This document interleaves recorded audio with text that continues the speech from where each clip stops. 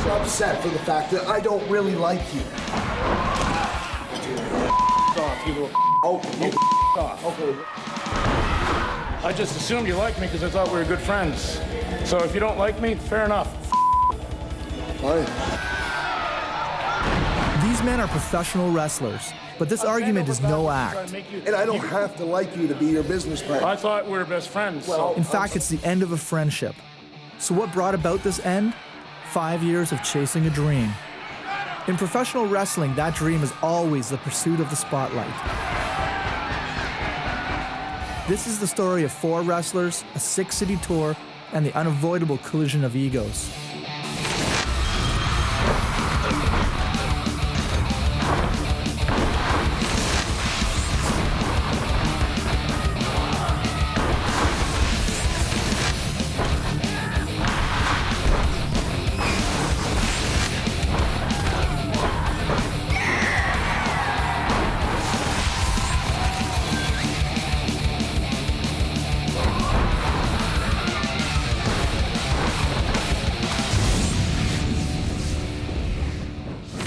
Things aren't really that good between Peter and myself right now.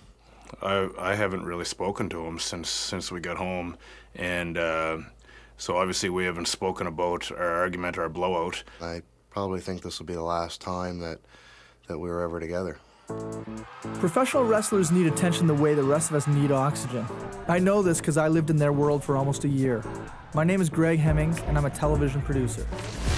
2 years ago, I produced a series about the exploits of 4 independent wrestlers from Atlantic Canada: Peter Smith, Rick Doyle, Mike Hughes, and Gary Gallant. They don't work for the big wrestling federations. Instead, they travel the world picking up shows wherever they can. The onus to promote themselves is squarely on their own shoulders and the people who book their fights. So any attention they get goes a long way towards feeding their egos and families. The more publicity they get, the more money they get paid. 2 years ago, they had as much publicity as an independent wrestler can get: a television documentary series called Wrestling Reality. The broadcaster liked it so much that they flew all of us out to Toronto for the premiere and for some very much welcome publicity. Well, we are here in Toronto, Ontario, here for the premiere of Wrestling Reality. You know, Rick and I and Gary have been in on this for almost 3 years now, and that's the reason why we decided to take this look on professional wrestling, or this take on professional wrestling, so that we could kind of broaden the demographic and maybe bring a little respect back to what we're doing. We all noticed that people were more interested in our lives than actual wrestling. It's something for everybody. You don't need to be a wrestling fan. You don't have to be a sports fan. Right. Just to step into our lives like this and show the reality of what we do for a living is, to me, it's fascinating. You know, this might be a little biased coming from myself, but I honestly think that people will like it if they just give it a chance. The network that we'd signed with was extremely excited about the show. They loved it, and our big premiere was coming up, so we watched it in their network, their headquarters, and they made such a big deal of it. We've all got a hit on our hands, is what they were telling us. We thought, okay, we've hit the jackpot. Oh man, it was incredible. We were treated like kings in Toronto, all over the city, the best of everything. We thought, man, we finally made it. I mean, this is all, you know, his dream, my dream, you know, Peter Smith's dream, Greg Hemmings' dreams too. I mean, we're not just doing this to make a dollar. We're not just doing this to be a TV star, so to speak. We're doing this because we love to do it. We're going to TSN. Peter's going to do Off the Record. So it's a pretty big national show for us to go on. Yeah, so the publicist lined up a lot of stuff for us. We did Sirius Satellite Radio, we did Breakfast Television, we did Entertainment Tonight, we did Canoe Live, and to me the most amazing part was sitting down with Michael Landsberg on Off the Record, because I'd watched that show my entire life. Peter Smith, professional wrestler, and your show is Wrestling. I've always wanted to be on that show, and I'm glad I was, and people will take us more seriously for being on that show right now.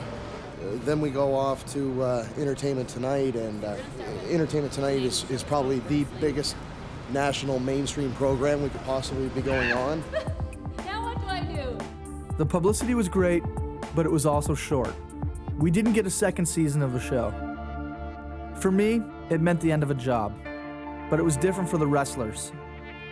The series gave them the validation that they craved in their personal and professional lives.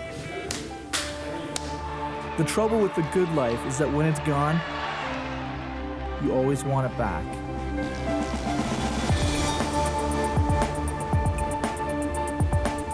Well, 2 years ago when we premiered that TV series of the Wrestling Reality Tour, I realized that we found a real niche here, and the show was a big success for wrestling fans and for non-wrestling fans as well. And I really thought that we were going to see a lot of success from the guys, from them as wrestlers across the country. But no, it didn't happen. 2 years later, here we are. Pete and Mike are still wrestling on a global level, but that's about it. The rest of the guys that we were filming for Wrestling Reality, they've all got jobs or family, and they're really not doing anything. So it's kind of my goal here to kind of get the Wrestling Reality guys back together, and I want to take them on the road. I want to start filming indie pro wrestling again.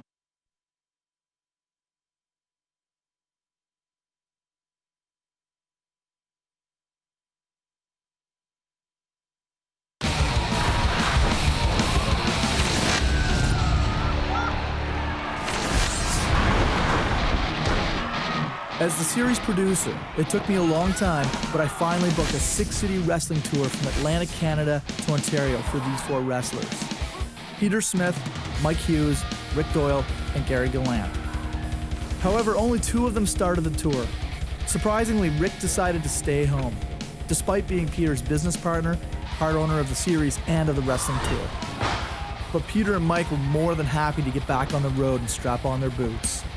Greg had gotten a hold of us about doing some more shows and doing another project, but this time it was going to be called the Cardinal Sinners, which was exciting for me because Pete and I had been a tag team as the Cardinal Sinners for almost a decade now, and now they're going to do a show based on us and our lives on the road. I was pretty excited about it. In the late 90s, Mike and I used to work in the summertime for a promotion called Grand Prix Wrestling, which is owned by Emile Dupree. And I think at the end of 1999, he had shut down for the winter. A friend of Mike's decided that he was going to run some wrestling shows, so we did what anyone would do. You're offered a job and you take it. But Emile Dupree, for some reason, thinks that he owns the territory. He heard through the grapevine that we were starting. He phoned Mike and Peter and told them, what they were doing was wrong. And he said those 2 have committed the cardinal sin. So we had heard that, and we said, what, I like that. You committed the cardinal sin. You could not go head-to-head with me, and, that is just against the rules. It is the cardinal sin. You will never work in this business again, is what he told me. And I said, all right, then we'll see. Emile Dupree was not right about Mike and Pete never working again. They not only worked, they worked everywhere. But after a decade of globe-trotting, working closer to home started looking very appealing.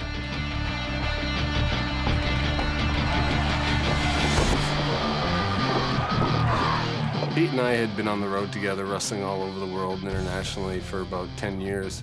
And now we've decided that we're going to do more stuff locally and more home around the Maritimes where we started out.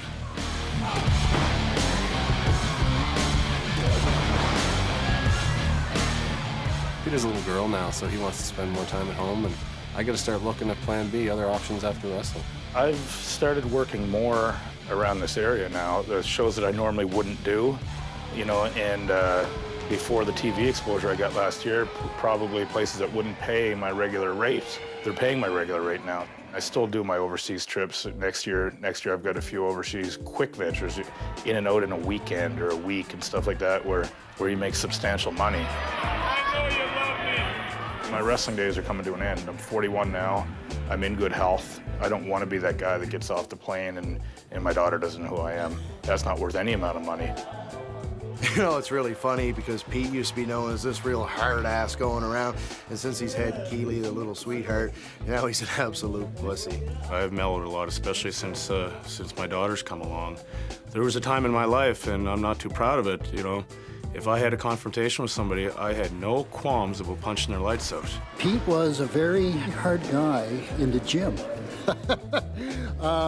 And for a while we had struggles with Pete because in his younger day he was it was nothing for him to throw weights and and just show how big and how strong he was, right? If you really want to see the real Pete, you want to see him with his baby. all right, then you're seeing a totally different guy. One of my favorite times of the day is when I go pick her up at daycare at 4:15. And she's always so happy to see me walk in there, and she runs over with the little arms up, and my heart melts for the girl. And unfortunately, I'm not the best disciplinarian in the world, and wrestlers that have worked for me are probably in shock to hear that, because I've always been a disciplinarian where they're concerned. But with her, I can't, if she wants something, I can't help but give it to her. You num-num. On the day that the film crew was down filming me, I ended up getting a tattoo done on my leg. What I didn't know was that Pete was getting his little girl's name, Keely, tattooed down his forearm. This is a tattoo commemorating my mother, who passed away, and we've named my daughter after my mother's maiden name, Keely. So this is the Irish Gaelic spelling of Keely.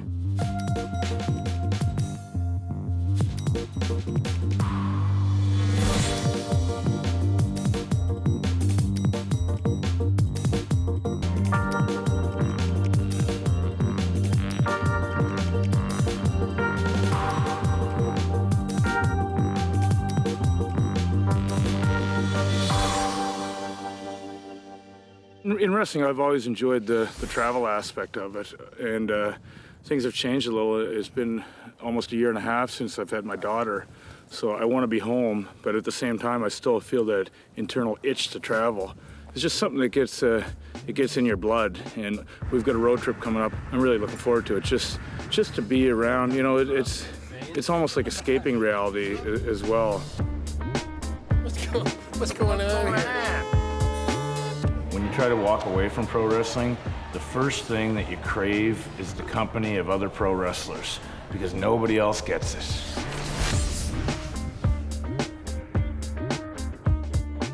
Our first show of the tour was in Escazone, Cape Breton. It was on a native reserve. And Greg was a little worried about us making it there on time, and of course he was texting us and phoning us, all worried about it.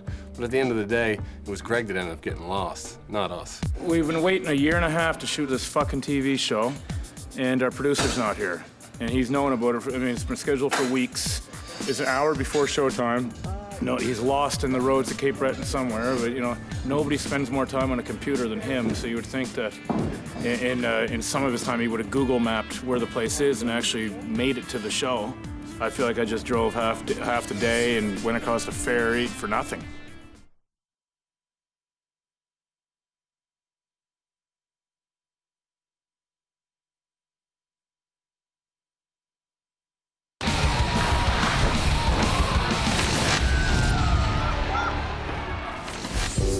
We just hit the road to shoot our latest documentary series about indie wrestling. All the wrestlers made it on time to the first night's venue, but there was one problem. The producer got lost on the way, and that producer was me. Lachlan, are you rolling the camera Andrew too? Tidby, the cameraman, eventually did get Greg on the cell phone, which is a chore in its own right in Cape Breton. It's nothing but one big giant rock and a bunch of moss and gravel, so reception isn't great up there. But Pete did eventually end up speaking with Greg. Where are you at, you tosser? Okay, Peter, how the fuck do I get to you? I'm in Escazone. Where are you? At the Sarah Denny Cultural Center. Pull over to a shop or something. Okay, man. We'll see you soon, bro. All right, wanker. Yeah, you're in town right now, aren't you? Yeah. Wow, this is not the easiest place to find. No? Is Pete pissed? Yes. Really? Yes. Where is he? Where's Peter, the big guy? The guy's pissed off at me. The guy's pissed off at you? Yeah. You better get your fucking gear on, Yeah, mate, I because know. he's gonna lick your dick. I've got the boots, but he's... Oh, there he is right there. He's just been with the fairies. Beware. Oh, fuck him. What are you doing? I couldn't find this place, man. It's like impossible. It's like a massive sign on the highway. Escazone. What's up, man? Yeah, a massive sign, man. It's the middle of the blackness out here. We almost hit 9 dogs coming in here. The whole parking lot's full of dogs. There's more dogs waiting to get in here than people.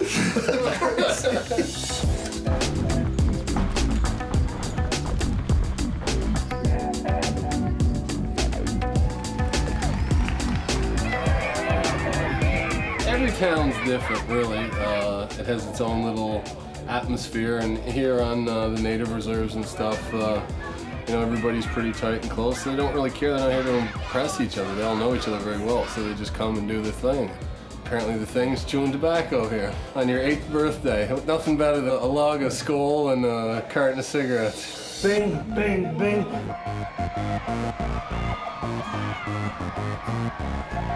Luke Williams was one of the biggest stars in wrestling in the 80s, 90s, even 70s, and probably late 60s. And he made a fortune. He made a lot of money. And people might see that it's a little bit pathetic that all of a sudden he's back wrestling on a little small Indian reserve, you know, in front of 200 people. But the fact of the matter is, he got paid a lot of money for that. So, you know, he's a businessman, and he's doing what businessmen do, make money. First time here, mate, and it's bloody lovely, tell your mother. No, I've been up here before in all these reservations.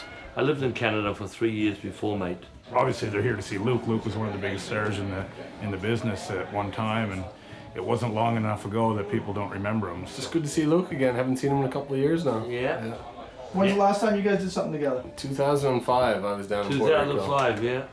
Yeah, I was down there for almost 2 years. Hangman Hughes. Yeah, back running wild on the rock. Chewing up those Puerto Ricans and spitting them out.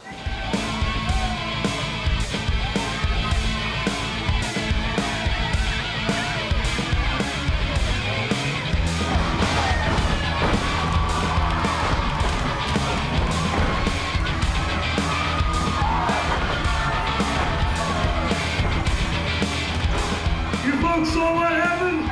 The Kardinal Sinners are cheaters. Why don't we have a good old four-way tag match? Titus and me, we challenge the Kardinal Sinners.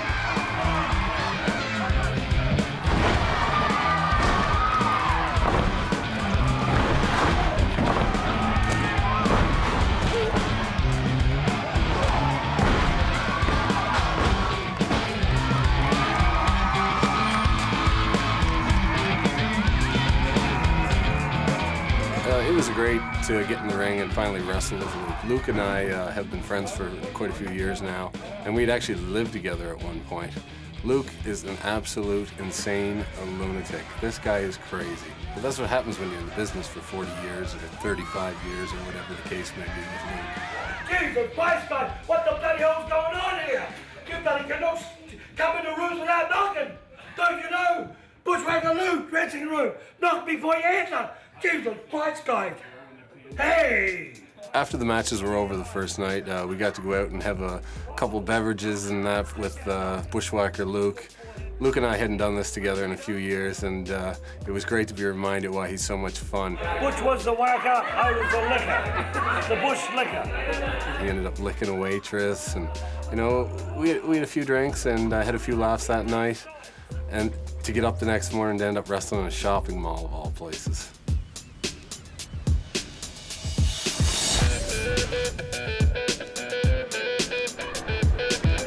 I have no idea where we are. It's a little hole in the wall at the mall where we're getting changed.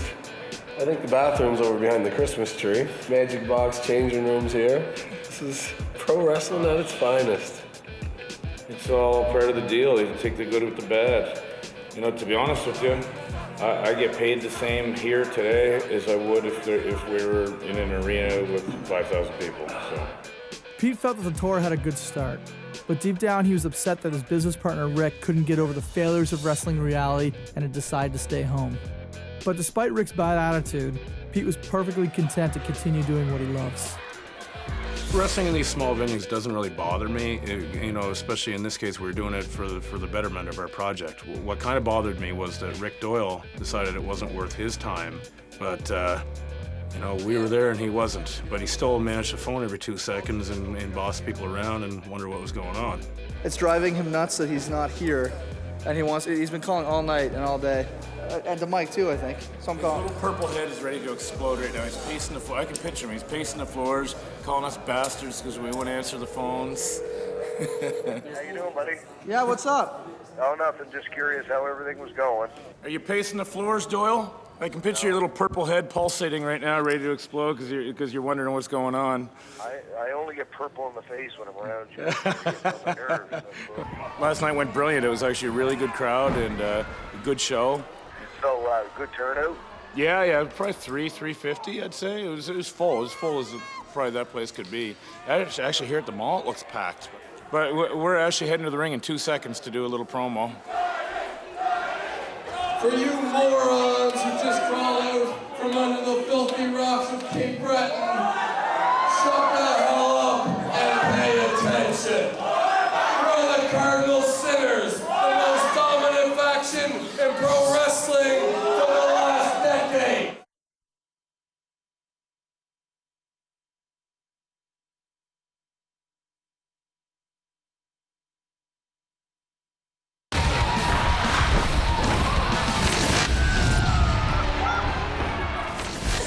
You two, keep your mouths shut because I'll tell you, you're going to be responsible when we kick the crap out of every single person in this mall.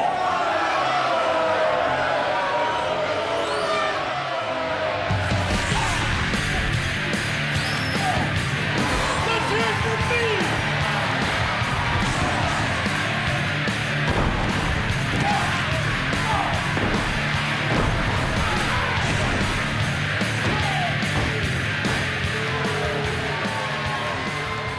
Yeah, it might be entertainment, but sometimes you actually get hurt. And although that doesn't really hurt, it's just an accident. So, yeah, we clashed heads at some point. It feels exactly like it looks.